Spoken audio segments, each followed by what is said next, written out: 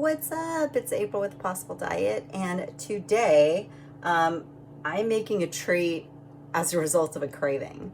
I've been addicted to these chocolate pistachio croissants at my local farmer's market.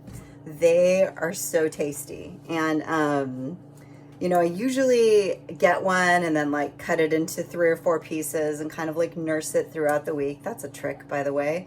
If you want a pastry, try cutting it in half and having an apple with one half, and then if you really want the other half, have the other half with an apple. The apple is going to take up space in your stomach and give you vitamin and nutrients and fiber that the croissant won't. So that's one of my low carb hacks.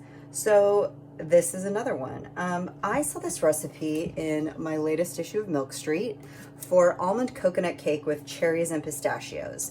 And what intrigued me is that the recipe has a cup of almond flour in it. And Bob's Red Mill Paleo flour is mostly almond flour. So I've tried this a couple ways. You can use 1 cup almond flour and 1/3 cup coconut flour if you don't have Bob's, or you can just use 1 cup and 1/3 of Bob's grain-free paleo baking flour for this recipe. But this makes a nice snack cake, and although the cake in Milk Street is cherries and pistachios, I added sugar-free chocolate chips to satisfy that chocolate craving. And I gotta tell you, this cake does the trick.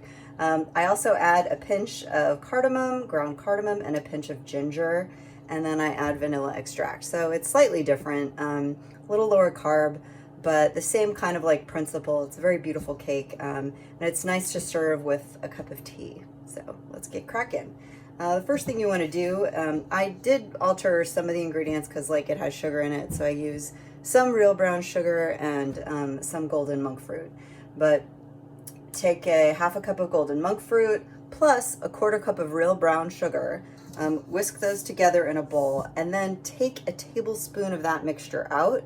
We're going to sprinkle it over the top of the cake to give it a little bit of crunch and sweetness.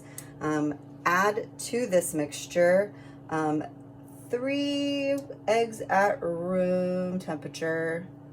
Let's see. Yep. Sorry, just making sure that I'm doing the recipe right. It's been a while since I made this. Because I had a whole cake in the house. I couldn't make another one. That's one of the trickiest things that they don't tell you about having a YouTube channel devoted to cooking is you have to eat, give away, or throw away, anything you make. And so if you've had it on my YouTube, if you've seen it on my YouTube channel, I've eaten it. Or given it away to my neighbors.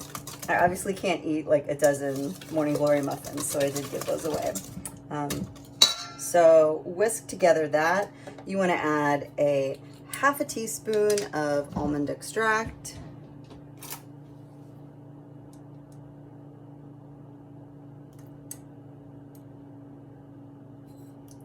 And then I add a full teaspoon of vanilla extract. It's because I love my vanilla. There's no vanilla in the original recipe, and I think it's actually better with it, although they might disagree. I thought about maybe trying this with like orange flower water or rose water because it would go nice with the pistachios and the cherries, but we'll see. The pinch of cardamom and the pinch of ginger, it's just a teeniest little bit, but it adds this extra nuance to the cake that I think is really nice. So whisk those together, and then add 10 tablespoons of melted and cooled melted butter. It's another reason why you just want your eggs at room temperature. You don't want to make scrambled eggs. Maybe your butter is a little too hot, maybe your eggs are a little too cold. It's better if they're both just at the same temperature. And then nothing curdles anything. So whisk that together. Add, this is a cup of Bob's Red Mill flour plus another 1/3 cup. But like I said, you can sub 1 cup of almond flour and 1/3 cup of coconut flour. I have made this recipe with that, but I thought it'd be easy to just like use 1 flour. And then a 1/2 cup of shredded coconut, a teaspoon of baking powder, and then a teaspoon of salt. Regular table salt is fine.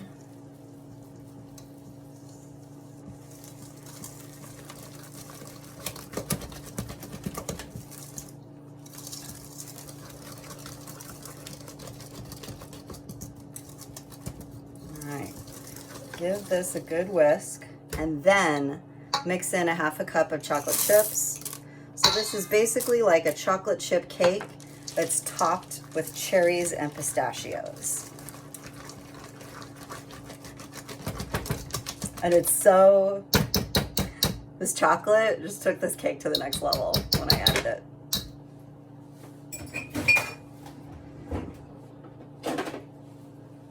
Now, if you have a 9-inch pie pan, this might be slightly more than 9 inches. This is actually, funny story, this is a pizza pie pan, a deep dish pizza pie that I got from my friend Sue's. And it fits perfectly in my toaster oven for a nice shallow cake. Butter the bottom of that pan. I line it just because it's easy to pop out.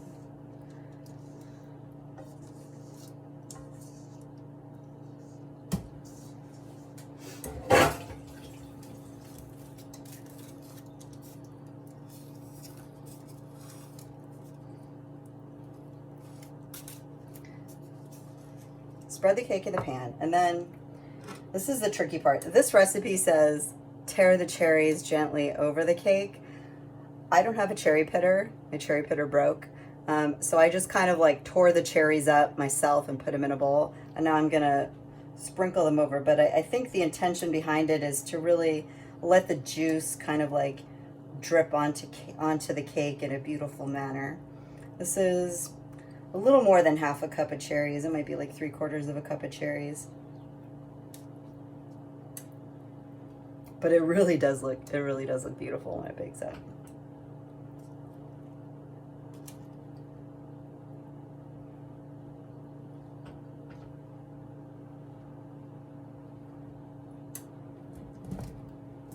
Kind of poke it in there like focaccia style.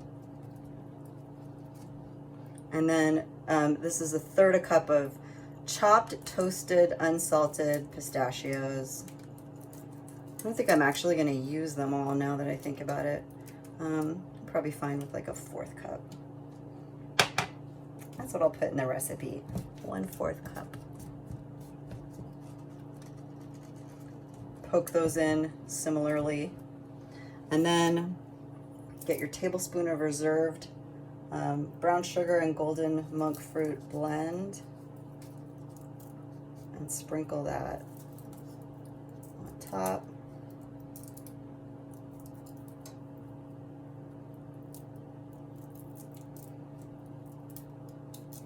Gives it like that nice sweetness when you bite into the top. And I like mixing them rather than using all sugar or all monk fruit. I've found that in low carb baking, I get the best results when I use part traditional stuff and part substitute. So I've had really good success with cookies, especially using part real sugar and part erythritol, part real flour, part like almond flour, coconut flour, or paleo flour. You're gonna bake this for 30 minutes. Check it at 25 minutes just to make sure it's not getting too brown on the top.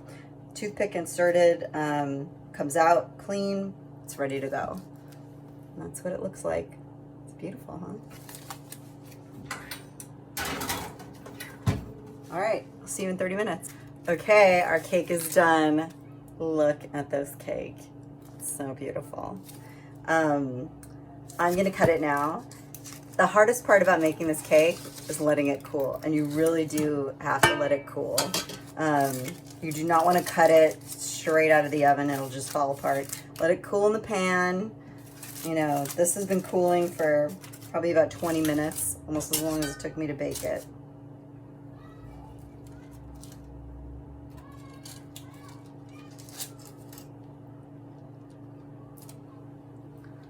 Look at how beautiful that is. I mean, that is gorgeous. And it tastes just as good as it looks, I promise. All right. I'm probably gonna do some ice cream because it's summer in California. So look forward to maybe, not promising anything, but I'm thinking ice cream or apple crisp in the coming weeks. So subscribe to my channel and stay tuned. Lots of good stuff coming this summer. I'm really excited. Enjoy.